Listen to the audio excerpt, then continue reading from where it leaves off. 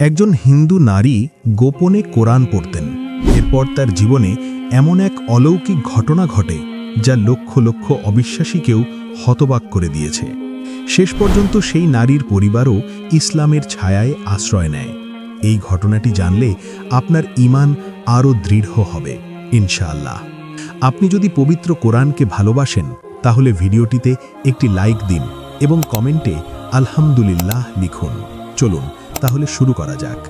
আসসালামু আলাইকুম প্রিয় দর্শকবৃন্দ। অনেক বছর আগে উত্তরপ্রদেশে একজন হিন্দু নারী বসবাস করতেন। তিনি বিবাহিত ছিলেন আর তার স্বামী ছিলেন একজন ধনী ব্যবসায়ী।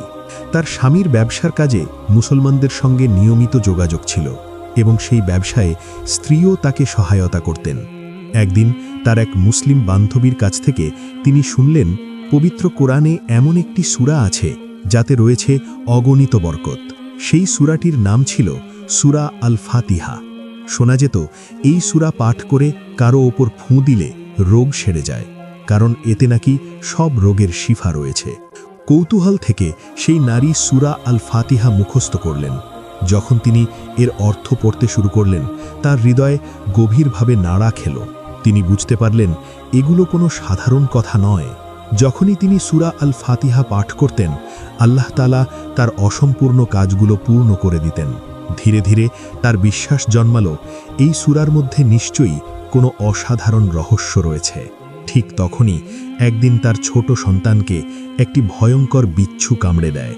তাৎক্ষণিকভাবে নামকরা ডাক্তার ডাকা হয়, কিন্তু সবাই একই কথা বলেন, বিষ খুব মারাত্মক, আর কিছু করার নেই। এই শিশুর হাতে আর মাত্র কয়েকদিন সময় আছে। এই কথা শুনে মা ভেঙে পড়লেন। কান্নায় তার বুক ভারী হয়ে উঠল। অন্যদিকে তার স্বামী নিজের দেবতার কাছে প্রাণপণে প্রার্থনা করতে লাগলেন, কিন্তু কোথাও কোনো আশার আলো দেখা গেল না। ঠিক সেই মুহূর্তে নারীর মনে পড়ল সূরা আল ফাতিহার কথা। তিনি মনে মনে বললেন, আমি যদি আমার সন্তানের ওপর সূরা আল ফাতিহা পাঠ করি তাহলে আল্লাহ নিশ্চয়ই তাকে সুস্থ করবেন। আসলে এই মুহূর্তেই আল্লাহ তাআলা তাকে ইসলামের পথে ধীরে ধীরে এগিয়ে নিয়ে যাচ্ছিলেন। তিনি সন্তানের কামড়ের জায়গায় সূরা আল ফাতিহা পাঠ করে ফুঁ দিলেন। অবিশ্বাস্যভাবে কয়েক মুহূর্তের মধ্যেই শিশুটি উঠে বসল, যেন সে কখনো অসুস্থই ছিল না। এরপর তিনি পানি নিয়ে তার ওপর সূরা আল ফাতিহা পড়ে সন্তানকে পান করালেন। পানি পান করার সাথে সাথেই শিশুটি পুরোপুরি সুস্থ হয়ে গেল এবং আনন্দে দৌড়াতে শুরু করল।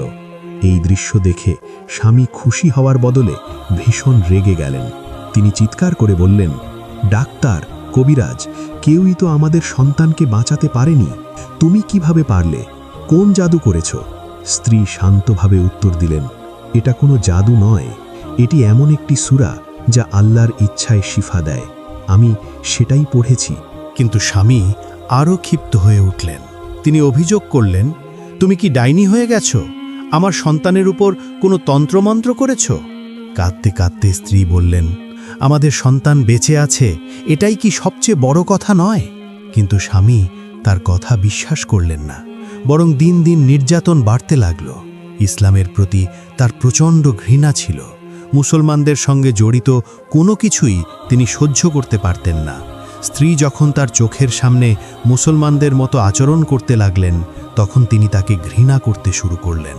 প্রায়ই অপমান করতেন, মারধর করতেন এবং হুমকি দিয়ে বলতেন, ওই সূরা আবার পড়তে শুনলে তোমাকে টুকরো টুকরো করে ফেলব।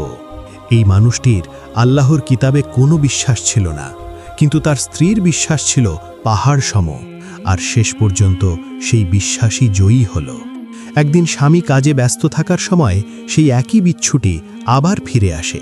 এবার সেটি স্বামীকেই দংশন করে। বিষ সারা শরীরে ছড়িয়ে পড়ে এবং অসহনীয় যন্ত্রণায় সে মৃত্যুবরণ করে।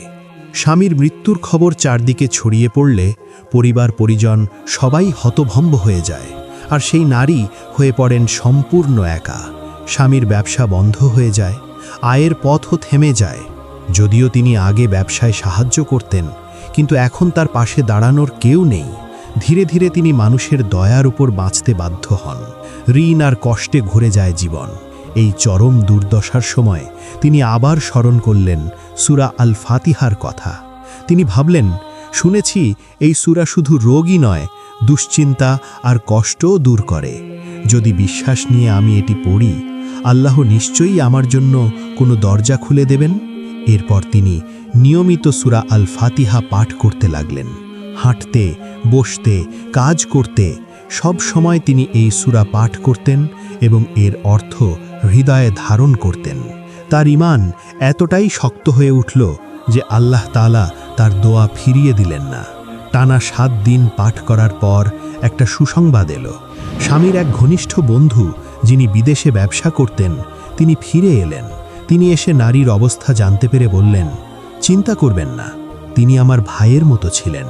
আজ থেকে আপনার সব দায়িত্ব আমার।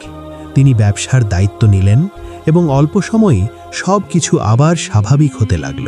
একদিন তিনি শুনলেন নারী সূরা আল ফাতিহা পাঠ পড়ছেন এবং কৌতূহল থেকে জিজ্ঞেস করলেন, আপনি কি পড়ছেন? এটা কি কোনো মন্ত্র? এর কোনো উপকার আছে? নারী উত্তর দিলেন, এটা কোনো মন্ত্র নয়, এটি মুসলমানদের পবিত্র কিতাবের প্রথম সূরা, যা নবী মুহাম্মদ সাল্লাল্লাহু আলাইহি ওয়াসাল্লামের ওপর নাজিল হয়েছে। লোকটি বললেন, যদি একটি সূরাতেই এত বরকত থাকে, তাহলে পুরো কোরআনে কত বরকত রয়েছে ভাবুন। নারী বললেন, আমি ইসলাম গ্রহণ করতে চেয়েছিলাম, কিন্তু আমার স্বামী অনুমতি দেননি। লোকটি উত্তর দিলেন, এখন তো আর কেউ বাধা নেই। আপনার ঈমান আমাকে গভীরভাবে নাড়া দিয়েছে। আমি নিজেও আপনার সঙ্গে ইসলাম গ্রহণ করতে চাই। পরবর্তীতে তিনি বিবাহের প্রস্তাব দেন এবং সম্মতিতে তাদের বিবাহ হয়। তারা একসাথে কোরআন শিখতে থাকেন এবং পূর্ণভাবে ইসলাম গ্রহণ করেন। আল্লাহ তাআলা তাদের প্রতি সন্তুষ্ট হন এবং অগণিত নিয়ামত দান করেন। তাদের সন্তানেরা কখনো কষ্টে পড়েনি। সময়ের সাথে সাথে তাদের পুরো বংশই ইসলামের আলোয় আলোকিত হয়। সুবহানাল্লাহ। প্রিয় দর্শকবৃন্দ, গল্পটি ভালো লাগলে ভিডিওটি লাইক করুন, চ্যানেলটি সাবস্ক্রাইব করুন এবং আপনার অনুভূতি কমেন্টে জানাতে ভুলবেন না। আল্লাহ হাফিজ।